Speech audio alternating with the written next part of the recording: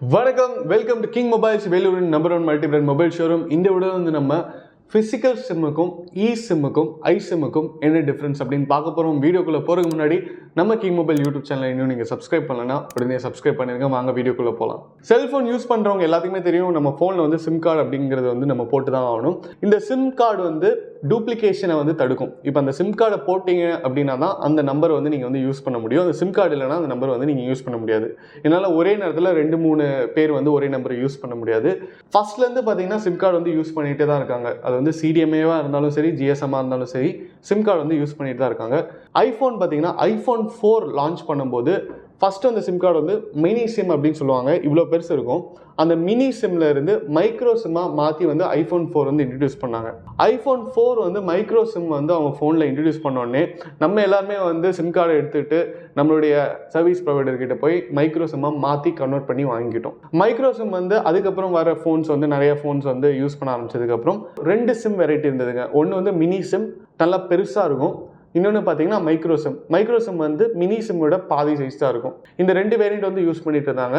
அதுக்கப்புறம் டெக்னாலஜி வளர வளர ஃபோனில் வந்து இடம் தேவை அப்படிங்கிறது வந்து ஜாஸ்தியாக தேவைப்பட்டுச்சு. ஃபோனில் கிடைக்கிற ஒரு சின்ன இடத்துலையும் வந்து ஏதாவது ஒரு மைக்ரோ ப்ராசரை வந்து நம்ம இன்சர்ட் பண்ணலாம், ஃபோனோட சைஸை வந்து சின்னது பண்ணலாம். அப்படிங்கிறதுக்காக அந்த மைக்ரோ சிம்மையும் வந்து இன்னும் கொஞ்சம் சின்னது பண்ண முடியுமா அப்படின்ட்டு ஆராய்ச்சி பண்ணி மைக்ரோ சிம்மை நானோ சிம் அப்படின்னு மாற்றுறாங்க. நானோ சிம் பார்த்தீங்கன்னா அந்த சிம் கார்டில் இருக்கிற அந்த சின்ன காப்பர் பிளேட் மாதிரி இருக்கும், அது மட்டும்தான் இருக்கும். அதுதான் நானோ சிம்மாக யூஸ் பண்ணிட்டு இருந்தாங்க. அதுக்கப்புறம் வர லேட்டஸ்ட் ஃபோன்ஸ் எல்லாமே பார்த்தீங்கன்னா நானோ சிம் வந்து யூஸ் பண்ணிட்டு இருந்தாங்க. அந்த நானோ சிம் இருக்கிற இடத்தையும் வந்து நம்ம சேவ் பண்ணும் அப்படிங்கிறதுக்காக eSIM அப்படிங்கிறத வந்து கொண்டு வந்தாங்க.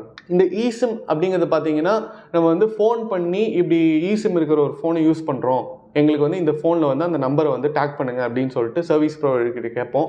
அவங்க வந்து டேக் பண்ணி கொடுத்துருவாங்க. அப்போ சிம்மே இல்லாமல் நம்ம வந்து அந்த நம்பரை யூஸ் பண்ணுறோம் அப்படின்னு நினச்சிட்டு இருப்போம். ஆனால் ஃபோனுக்குள்ளே பார்த்தீங்கன்னா உங்களுக்கு வந்து eSIM அப்படிங்கிற அந்த சின்ன சிப் வந்து இருக்க தான் செய்யுது. அந்த சிப் பார்த்தீங்கன்னா ரொம்ப ரொம்ப சின்ன சைஸில் இருக்கும். அந்த சிப் வந்து ஃபோனோட கனெக்ட் ஆகிருக்கும். ஸோ ஒரு ஃபோன்லேயும் வந்து அந்த சிம் வந்து கனெக்ட் ஆகிருக்கும். அதை தான் வந்து eSIM அப்படின்னு சொல்கிறாங்க. இந்த eSIM இருக்கிறனால நம்மளுக்கு என்னென்ன பெனிஃபிட்ஸ் அப்படின்னு பார்த்தீங்கன்னா, சிம் ட்ரே அதோடைய இடம் நம்மளுக்கு வந்து சேவ் ஆகுது. அது வந்து ஒரு மிக முக்கியமான ஒரு பாயிண்ட். அதே நேரத்தில் உங்கள் ஃபோனில் வந்து கேரியரோட டீட்டெயில் வந்து நீங்கள் வந்து லோட் பண்ணி வச்சுக்கலாம். நீங்கள் வந்து இப்போ ஃபாரின் போகிறீங்க அப்படின்னா அதை வந்து சுவிட்ச் ஆன் பண்ணிக்கலாம், சுவிட்ச் ஆஃப் பண்ணிக்கலாம். ஸோ உங்களுக்கு ஃபிசிக்கலாக ஒரு சிம் இல்லாமல் eSIM அப்படிங்கிற டேட்டா வந்து நீங்கள் ஆட் பண்ணிட்டா போதும். அதை வந்து நீங்கள் எப்போ வேணுமோ அப்போ வந்து யூஸ் பண்ணிக்கலாம்.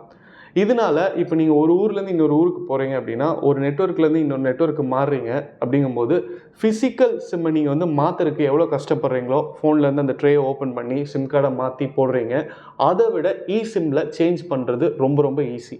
இது மாதிரி நிறைய அட்வான்டேஜஸ் இருக்கிறதுனால உங்களுக்கு வந்து ஃபிசிக்கல் சிம்லேருந்து eSIMக்கு வந்து நிறைய செல்ஃபோன் கம்பெனிஸ் பார்த்தீங்கன்னா உடனே மாறிட்டாங்க. இப்போ வந்து ஆண்ட்ராய்டு எடுத்துக்கோங்க, iOS எடுத்துக்கோங்க, ரெண்டுலேயுமே உங்களுக்கு வந்து நல்ல டாப் கம்பெனிஸ் விலை ஜாஸ்தியான ஃபோன் வாங்கினீங்கன்னா உங்களுக்கு வந்து eSIM தான் தராங்க. eSIM வந்து சேஃபும் கூட. இப்போ சப்போஸ் ஒரு ஃபோன் தொலைஞ்சிருச்சு அப்படின்னா அதில் வந்து ஃபிசிக்கல் சிம் இருந்ததுன்னா ஈஸியாக அந்த சிம்மை வந்து நான் வேறு ஃபோனில் போட்டு யூஸ் பண்ண முடியும்.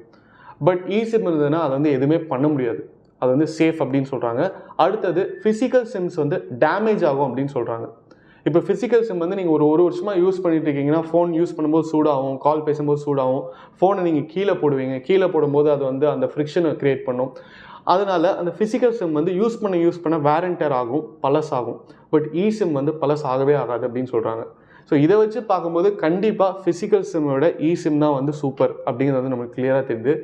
இப்போ அது என்ன iSIM அப்படின்னு கேட்குறீங்களா? iSIM தான் வந்து இப்போ Qualcomm வந்து இன்ட்ரடியூஸ் பண்ணியிருக்காங்க.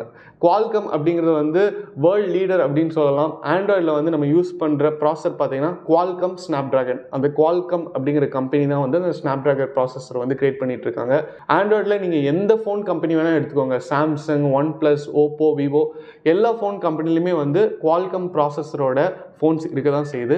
அந்த Qualcomm வந்து உங்களுக்கு iSIM வந்து இன்ட்ரடியூஸ் பண்ணியிருக்காங்க. இப்போ வந்து நம்ம iSIMக்கும் eSIMக்கும் என்ன டிஃப்ரென்ஸ் அப்படின்னு பார்ப்போம். இப்போ eSIM வந்து நம்ம ஆல்ரெடி டிஸ்கஸ் பண்ண மாதிரி அது வந்து ஃபோனோட டேக்காக இருக்கும். அண்ட் அது வந்து உங்களுக்கு நம்ம ஆட் பண்ணுற கெரியரை வந்து அதில் வந்து டேக் பண்ணி வச்சுக்கும். இதனால வந்து டூப்ளிகேஷன் இருக்காது. ஃபிசிக்கல் சிம்மில் என்னென்ன சேஃப்டி இருக்கோ எல்லா சேஃப்டியும் இருக்கும் அப்படின்னு பார்த்தோம். இப்போ இந்த iSIM பார்த்தீங்கன்னா இது டைரெக்டாக ப்ராசஸரில் இருக்கிற மோடம்லேயே வந்து பில்ட் இன் பண்ணி வச்சுருக்காங்க. eSIMோட இது வந்து ரொம்ப ரொம்ப ஒரு அட்வான்ஸான ஒரு டெக்னாலஜி அப்படின்னு சொல்கிறாங்க. இது வந்து ஃபோனில் இருக்காது, டைரெக்டாக ப்ராசஸர்லேயே இருக்கும், Qualcomm ப்ராசஸர்லேயே இருக்கும். இதனால யூசருக்கு வந்து என்ன ஒரு சேஞ்ச் இருக்குது அப்படின்னு கேட்டிங்கன்னா ஒரு சேஞ்சுமே இல்லை. எண்ட் யூஸராக இப்போ நான் வந்து eSIM யூஸ் பண்ணிட்டு இருக்கேன்னா எது மாதிரியான செட்டிங்ஸ் இருக்குமோ எது மாதிரியான ஒரு கவரேஜ் இருக்குமோ அதே கவரேஜ் அதே செட்டிங்ஸ் தான் iSIMக்கும் இருக்குது. பட் அந்த டெக்னாலஜி வந்து முழுக்க முழுக்க வேறு அப்படின்னே சொல்லலாம். இன்னும் கொஞ்சம் ஈஸியாக எக்ஸ்பிளைன் பண்ணோம் அப்படின்னா இப்போ முதல்லாம் பார்த்தீங்கன்னா ஒரு 20 இயர்ஸ்க்கு முன்னாடி 15 இயர்ஸ்க்கு முன்னாடி ரிலையன்ஸ் அப்படிங்கிற ஒரு கம்பெனி வந்து CDMA மொபைல்ஸ் வந்து லான்ச் பண்ணிட்டு இருந்தாங்க. அந்த CDMA மொபைலில் பார்த்தீங்கன்னா உங்களால் வேறு சிம்மை போட முடியாது, ரிலையன்ஸ் சிம் மட்டும்தான் போட முடியும். அதே மாதிரி GSM மொபைல்ஸ் பார்த்தீங்கன்னா நீங்கள் வந்து எந்த சிம் வேணால் போட்டுக்கலாம். கிட்டத்தட்ட இப்போ இருக்கிற இந்த eSIM iSIMக்கும் வந்து அது மாதிரியான டிஃப்ரென்ஸ் நம்ம கால் பேஸில் எந்த ஒரு சேஞ்சுமே கிடையாது, மெசேஜஸில் எந்த ஒரு சேஞ்சுமே கிடையாது. ஆனால் அந்த சிப்பு வந்து எங்கே வச்சுருக்காங்க அப்படிங்கிறதுலாம் வந்து ஒரு சேஞ்சே இருக்குது. ஸோ நீங்கள் வந்து eSIM ஃபோன் தான் ஆல்ரெடி யூஸ் பண்ணிட்டு இருக்கீங்கன்னா iSIM ஃபோனுக்கும் eSIM ஃபோனுக்கும் ஒரு வித்தியாசமும் இல்லைங்க. பட் டெக்னாலஜியில் ஒரு அட்வான்ஸ்மெண்ட் அதை வந்து நம்ம தெரிஞ்சுக்கிறதுல வந்து எந்த ஒரு தப்பும் இல்லை அப்படின்னு நினைக்கிறேன். இந்த வீடியோ உங்களுக்கு யூஸ்ஃபுல்லாக இருந்ததுன்னா ஷேர் பண்ணுங்கள், கமெண்ட் பண்ணுங்கள். இது மாதிரி நிறைய மொபைல் அப்டேட்ஸ், மொபைல் அன்பாக்சிங் வீடியோஸ்லாம் பார்க்க நம்ம கிங் மொபைல் சேனலை மறக்காமல் சப்ஸ்கிரைப் பண்ணுங்கள். அடுத்த வீடியோவில் உங்களை சந்திக்கிறேன். Until then, it's bye from DK.